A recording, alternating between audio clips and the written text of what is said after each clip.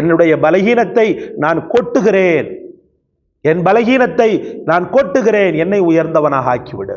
என்னை கேவல பொருளாக, என்னை உதாசீன பொருளாக, எச்சிலையை போன்று நினைத்த ஒவ்வொருவனுக்கும், என்னை எச்சிலையை போல நினைத்த ஒவ்வொருவனுக்கும் முன்னாடியும் நான் உயர்ந்து நிற்க வேண்டும் இறைவனே. அது பெருமை அல்ல, என்னுடைய அந்த ஒரு கண்ணியம். அந்த கண்ணியம் எல்லாம் நீதான், அந்த கண்ணியத்திற்குரியவனே முழுமையாக நீதான். அந்த கண்ணியத்தை எனக்கு தந்திரு இறைவா அப்படி சொல்லி துல்ஹஜ் மாசம் உட்கார்ந்து ஓதுங்களேன். அல்லாஹ் ரஹ்மத் செய்யட்டுமே உங்களுக்கு. யார் உங்களை அவமானப்படுத்தியது? அவனையெல்லாம் மனக்கண் முன்னாடி கொண்டு வந்து அவன் முன்னாடி நான் நல்ல வாழணும்னு சொல்லிட்டு புழுங்கி புழுங்கி அல்லாஹ்விடத்தில் அழுது அந்த இஸ்ஸத்தை வாங்கிடுங்க இன்ஷா அல்லாஹ். பிஸ்மில்லாஹிர் ரஹ்மானிர் ரஹீம். கண்ணியத்திற்கும் மிகுந்த மரியாதைக்கும் உரிய அல்லாஹ்வின் நல்லடியார்களே, அல்லாஹு தாலா உங்களையும் என்னையும் மகிழ்ச்சி கவலையாக மாறுவதிலிருந்து பாதுகாப்பானாக.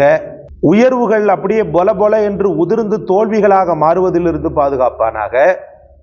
பிறரால் அவமானப்படுத்தப்படுவதிலிருந்து பாதுகாப்பானாக. தாங்க முடியாத துயரம் பிறரால் அவமானப்படுத்தப்படுவது. சோதனையை தாங்கலாம், வேதனையை தாங்கலாம், நோயை தாங்கலாம். ஆனா பிறர் அவமானப்படுத்துறத உண்மையிலேயே நம்மால தாங்கவே முடியாது. ரப்புல் ஆலமீன் நமக்கு இஸ்ஸத்தான வாழ்க்கையை ஒரு மூமினுக்கு தந்திருக்கிறான். பொருளாதார ரீதியில் கொஞ்சம் பின்தங்கிய நிலை தான், ஆனாலும் சுடுசொல் சொல்ல முடியாத அளவுக்கு மனதை அல்லாஹு தாலா ஒரு கண்ணியமான பக்குவமாக வைத்திருக்கிறான். யாரிடத்துல போய் பிச்சை கேட்காத, யாரிடத்திலும் எவரிடத்திலும் போய் பின்மண்டை போய் சொரிஞ்சிட்டு நிற்காத ஒரு நல்ல வாழ்க்கையை தந்திருக்கிறான். நம்மளை ஒரு உதாசீன பொருளா, ஏளன பொருளா ஒருத்தன் பார்த்து நம்மளை அவமானப்படுத்தினான்னு சொன்னா அதை தாங்கவே முடியாது. அல்லாஹ் பாதுகாக்கணும். என்னுடைய வாழ்க்கையில நடந்ததையே நான் சொல்றேனே. நம்முடைய தந்தை ஒரு ஏழ்மை நிலையிலிருந்து வந்தவர் தான். ஒரு சரியான தொழிலோ முன்னேற்றமோ கிடையாது, ஏழ்மை நிலை நாங்கள்லாம். ஆனாலும் குடும்பம் நல்ல குடும்பம், பெரிய குடும்பம், ஊரில் நல்ல பெயர் வாங்கிய குடும்பம், பாரம்பரியமான குடும்பம்னு வைத்துக் கொள்ளுங்க. இந்த சூழ்நிலையில எங்க குடும்பத்தில் உள்ள ஒரு வசதியான எங்க தகப்பனாருக்கு ரொம்பவும் நெருக்கமான அந்த நபர் என்ன பண்றாருன்னு சொன்னா, கல்யாணம் சொல்லி வராரு. கல்யாணம் சொல்லி வராருன்னா இந்த ஏரியால எங்கெல்லாம் சொந்தங்கள், அதாவது அவருடைய தூரத்து உறவுகள் இருக்கிறார்களோ எல்லாருமே வசதியான பார்ட்டிகள். அந்த தூரத்து உறவுகளை எல்லாரையும் போய் பார்க்கிறார். பார்த்து கல்யாணத்துக்கு வந்துருங்கன்னு பத்திரிக்கை வைக்கிறார். இரத்த பந்தம் நெருக்கமான சூழலில் இருக்கக்கூடிய நம்முடைய தாய்க்கும் தகப்பனுக்கும் அவர் பத்திரிக்கை வைக்கல. சுற்றஞ்சூழ சம்பந்தமில்லாத ஆட்கள், தோழர்கள், அப்படி இப்படி நட்பு வட்டாரங்களுக்கெல்லாம் இந்த விருகம்பாக்கத்தில் பத்திரிக்கை வைத்தவர் எங்களுக்கு பத்திரிக்கை வைக்கல, கல்யாணத்துக்கு கூப்பிடல. 2 நாள் கழிச்சு கல்யாணம் அப்படின்னு சொன்னா இன்னைக்கு என்ன பண்றாருன்னா ஃபோன் பண்றாரு.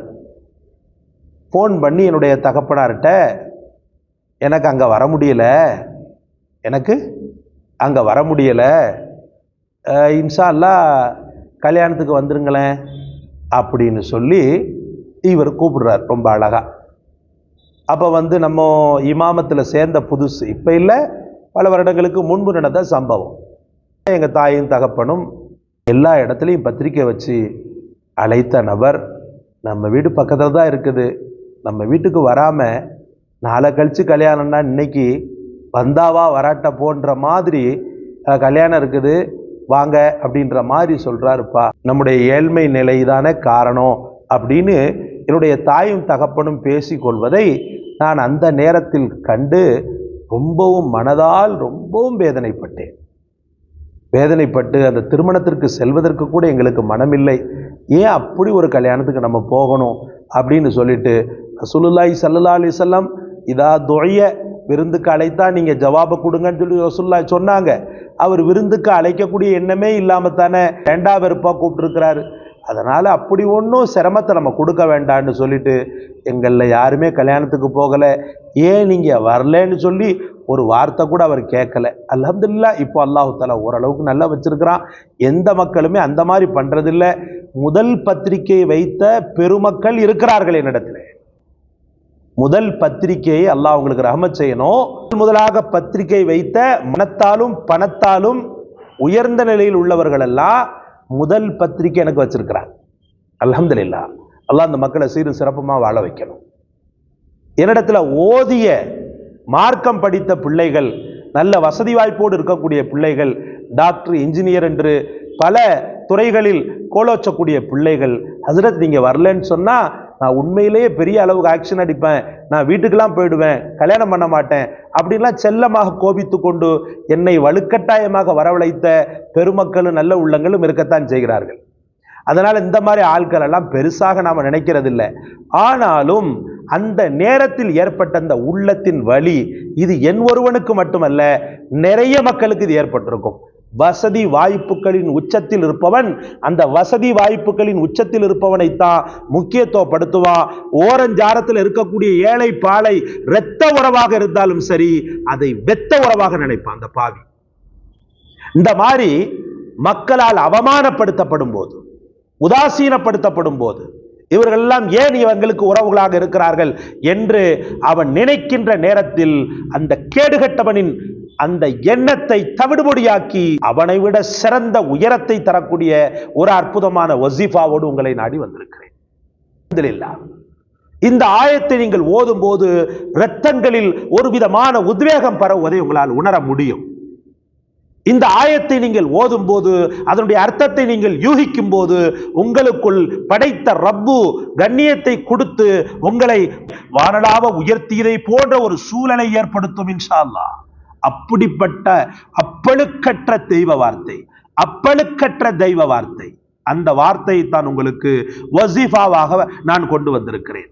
துல்ஹஜ் மாதம் மனதால் உடலால் பலகீனப்பட்ட மக்கள், அவமானப்படுத்தப்பட்ட மக்கள், ஊர் நாட்டில் பல பேர் முன்னாடி அந்த ஏழ்மையை கையாளாகாத நிலையை ஒரு விமர்சனமாக சொல்லி நம்மை கேவலப்படுத்திய மக்கள், அவன் முன்னாடி தலை நிமிர்ந்து கண்ணியத்தோடு வாழ்ந்து அவனுக்கு பத்திரிக்கை வச்சு நீ வாப்பா என் கல்யாணத்துக்கு சொல்லி சொல்லக்கூடிய அளவுக்கு அல்ஹம்துலில்லாஹ் உயர்ந்த உயர்ந்த தரஜாவை, இஸ்ஸத்தை தரக்கூடிய அற்புதமான வசீஃபா இஷ்ராக் தொழுகை.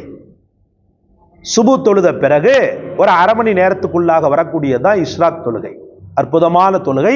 முஹம்மது ரசூலுல்லாஹ் தொழுதது கிடையாது. ஆனால் ஹஜரத் ஆயிஷா இந்த இஷ்ராக் தொழுகை பற்றி பிடித்திருக்கிறார்கள். ஹஜரத் பெருமானார் ஸல்லல்லாஹு அலைஹி வஸல்லம் இந்த இஷ்ராக்கை வலியுறுத்தியிருக்கிறார்கள். பெருமானார் ஸல்லல்லாஹு அலைஹி வஸல்லம் லுஹா தொழுதிருக்கிறாங்க. இந்த இஷ்ராக்கை முடித்துவிட்டு இந்த ஆயத்தில் உட்கார்ந்துருங்க. அல்ஹம்துலில்லாஹ்.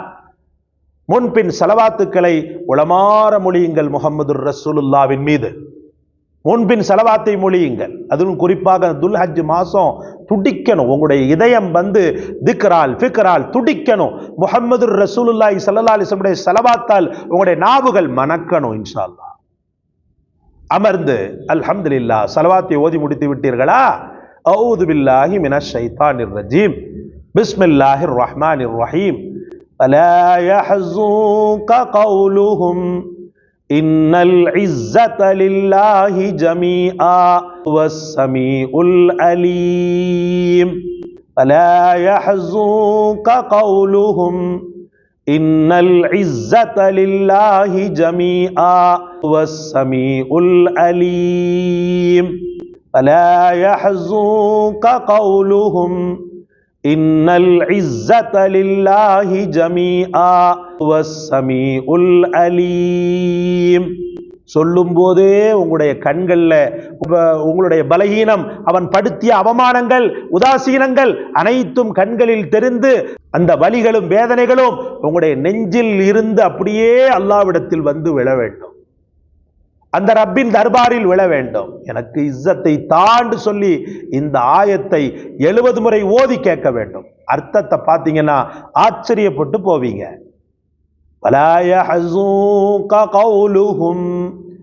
அவங்களுடைய வார்த்தை நபியே நாயகமே உங்களை கவலையாக்கி விட்டதா?